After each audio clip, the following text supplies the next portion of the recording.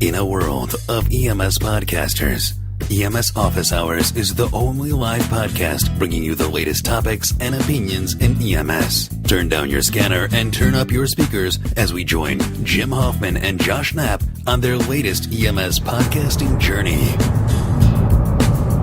Hey guys, Jim Hoffman here for EMSOfficeHours.com. Alright, I don't know if you guys have heard or not. It's kind of been in social media a little bit.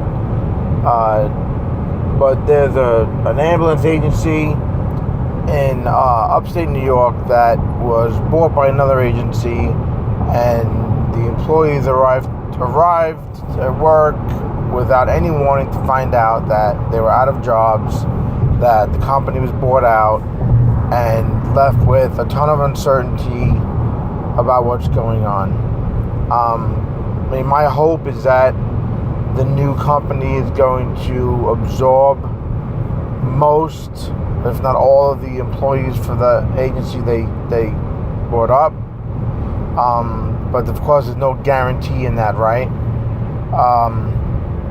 And this is one of those times when, as a business owner, as a small business owner, and EMS SEO, I wish it was much bigger.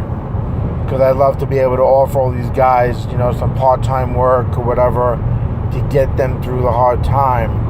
And that's frustrating for me as an EMS professional, as a small business owner who wants to do more for the industry and more for my, coworkers out there nationwide, right? My fellow peers, right? But it's hard. It's hard to do that. And it's kind of a big dream to have, and I'll keep dreaming that dream. But the thing is it's got me to thinking, when you're working in EMS, man, you've got to be thinking about that next opportunity, right? Maybe it's a supervisor job, maybe it's a different element of the job you're already doing. Maybe it's, going to another job, okay? Even if you're going to another job that's not EMS related, you've got to be thinking about that next opportunity and preparing yourself. And part of preparing yourself is doing things like acting like you are the boss at your job, right? And what do I mean by that? Well, I mean trying to be a leader even when you're not. And leading people doesn't always mean you've got to be a supervisor or a manager or a crew chief or an FTO. You can be the guy on the ambulance that's just there on the ambulance, right? The paramedic or the EMT that's doing patient care, that's doing the call reports and all that. Being a leader means, seeing that dirty, longboard or that dirty stair chair, and instead of waiting for the next guy to come along and clean it, you clean it, right? It means seeing that piece of paper on the apron of the garage and picking it up, right? It means emptying that trash that's overflowing instead of waiting for the next guy to come and empty that trash. It means showing up in a pressed uniform, right? A clean uniform. It means maybe shining your boots a little bit. It means not talking bad about your agency. It means showing up on time and showing up a little earlier than on time, right? Ready to go to work. Not showing up 5 minutes before work in your civilian clothes, and now you gotta get changed and everybody's waiting on your ass before the ambulance can go in service, right? It's all little things like this that make you a leader. It sets that example for the other coworkers. Now, some of you might be saying, well, I've done that, Jim. It's gotten me nowhere. It doesn't get me anywhere. I'm not getting paid anymore for doing that. I'm not getting any recognition for doing that. And I have to say that for the most part, unless your manager is blind or your supervisor is blind or whatever, it does get recognized. People do see what you're doing, right? And you think about going to another job, right? People say that mentality sometimes of, well, the new job, when they contact my current employer, it's against the law for them to say anything bad about me.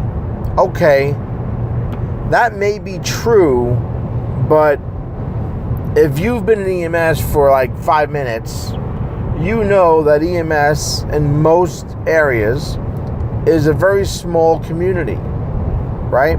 So people talk. People will talk about you and how you are, or how they've heard that you are at the agency you're currently working at. So do you want them to say, oh, this guy just sits on his ass all day, doesn't do anything in between calls? Or you want them to say, this guy's got a great attitude, man. He's always on time. He's known to be one of those people that's a little bit of a clean freak. He's a little, anal retentive and cleans the ambulance every day. And, that's the type of person you want them to say you are, because then that new potential employer knows that you're that leader, right? You're that example that can come in for other employees. You're that person that they're not going to have to chase after to do your job, because they already know or have a sense of knowing that you're sort of doing a little bit extra already, right? The guys and the people that do a little bit extra, that go a little bit above what it takes at their job, are also usually the ones that are doing the job itself pretty well and that are known to be reliable, okay? And take that for what it's worth, but that's really pretty much a fact of how it works when you're trying to get a job, man. People will talk, right? And companies, while they can't say a bad thing about you, they can say good things about you, right? A supervisor can give you a good recommendation, right? They can say, oh my God, this guy was really great. He was always above and beyond. He would do extra work. He would always keep him busy. I never came in the room when he was sitting down looking at his phone and there was a pile of trash in the corner, right? They can give you good reviews, okay? So wouldn't you rather them give you a review that was positive than say, yeah, he worked here. Yeah, he worked here. Or no comment. Or I'd rather not say, right? You'd rather give a nice, beaming review of what they felt about you, okay? And that's what I mean by being ready for that next opportunity.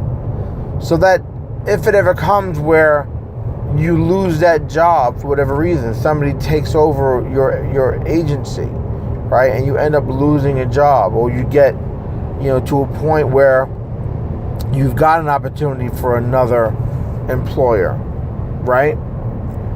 You don't want to have that element of somebody talking negative about you, all right? Because, like I said, EMS is a small community, and your other co-workers that work at other agencies or know other agencies and other employees and managers and stuff bad-mouthing you, right?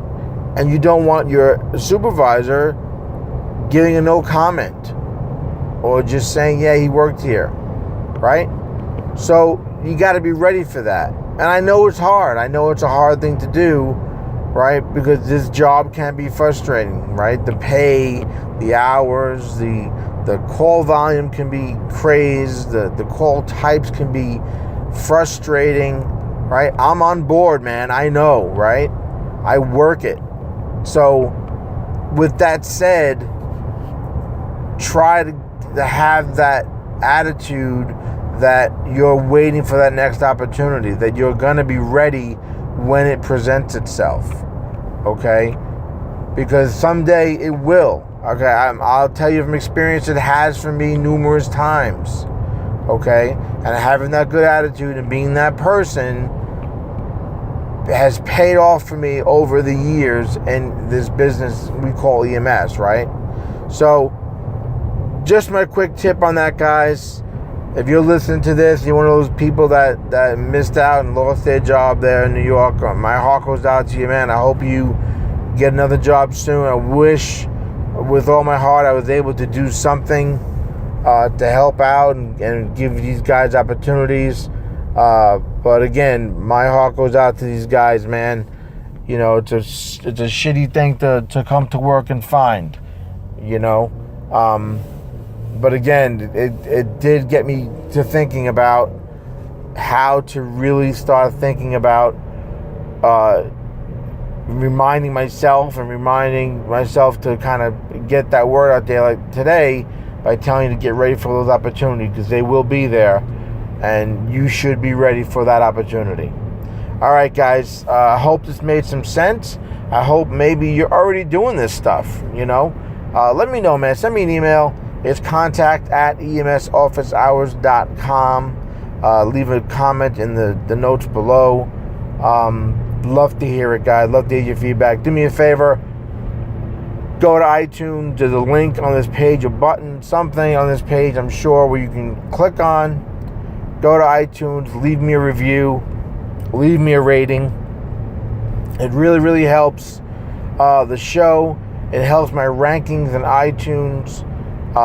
Got about 6,000 or so downloads of this show a month. I want to really grow that, man. I want to make it the top EMS related podcast out there, and I can do that with your help by just doing a simple thing, taking a few minutes, leaving me a review, leaving me a rating. It really does help me out, guys. All right. I appreciate it if you can do that. I really do. Comments, concerns, suggestions for a show topic, send them over to me again. My email, it's contact@emsofficehours.com. All right, guys, that's it for me. As always, I am Jim Hoffman, and this is EMS Office Hours. Stay safe.